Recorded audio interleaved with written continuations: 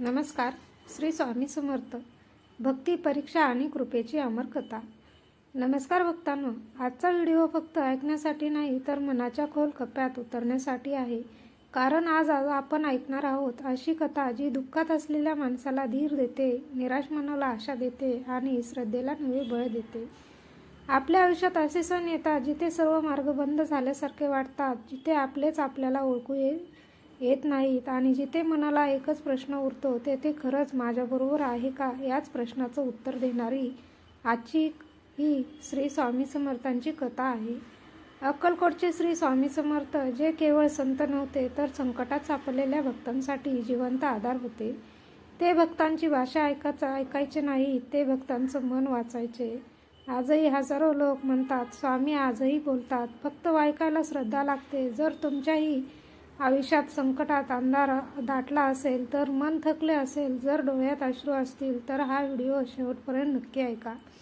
कारण ही कथा नाही, ही अनुभूती आहे. श्री स्वामी समर्थ महाराज की जय. अक्कलकोटपासून थोड्याच अंतरावर असलेल्या एका लहानशा गावात विठ्ठल नावाचा साधा, गरीब पण मनाने अतिशय प्रामाणिक मनुष्य राहत होता. लहानशी शेती, जुने कौलारू घर आणि संसाराची जबाबदारी हेच त्याचे जीवन होते. विठ्ठल स्वभावाने शांत होता, कोणाचे वाईट चिंतनही करत नसे, पण नशिबाने त्याची सतत परीक्षा घेतली. एकामागून एक संकटे त्याच्या आयुष्यात येऊ लागली. पावसाने पाठ फिरवली, पिके जळाली, कर्ज वाढत गेले, घरात आई आजारी, पत्नी काळजीत आणि लहान मुलांचे भविष्य डोळ्यासमोर अंधारमय दिसू लागले. विठ्ठल रोज देवासमोर हात जोडून बसायचा, मनात म्हणायचा, प्रश्न निर्माण व्हायचा, देवा माझीच परीक्षा का? गावात कोणी त्याला मदत करायला तयार नव्हते, उलट लोक टोमणे मारू लागले. त्या रात्री विठ्ठल पूर्णपणे खचून गेला. डोळ्यात अश्रू, मनात वेदना घेऊन तो घराबाहेर पडला आणि कुठे जायचे, काय करायचे काही सुचत नव्हते. तेवढ्यात त्याच्या मनात एकच नाव उमटले, श्री स्वामी समर्थ. दुसऱ्या दिवशी पहाटेच तो अक्कलकोटच्या दिशेने निघाला. पायात चप्पल नव्हती, खिशात पैसे नव्हते, पण मनात एकच आशा होती, श्री स्वामी आहेत, ते पाहतील. अक्कलकोटला पोहोचल्यावर त्याने स्वामी समर्थांचे दर्शन घेतले. स्वामी त्या दिवशी नेहमीप्रमाणे शांत, तेजस्वी आणि करुणामय दिसत होते.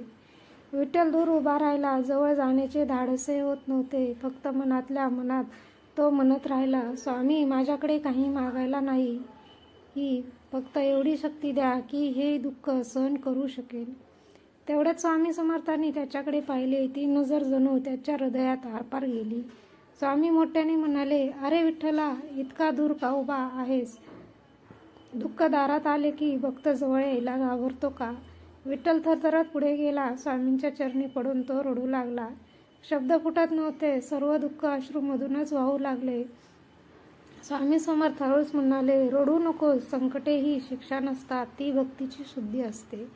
विठ्ठलाने कातर स्वरात विचारले, स्वामी मी काही चूक केली का? इतकी परीक्षा का? स्वामी हसले आणि म्हणाले, सोने आगीत तापवल्याशिवाय शुद्ध होत नाही आणि भक्त संकटात तापवल्याशिवाय सिद्ध होत नाही.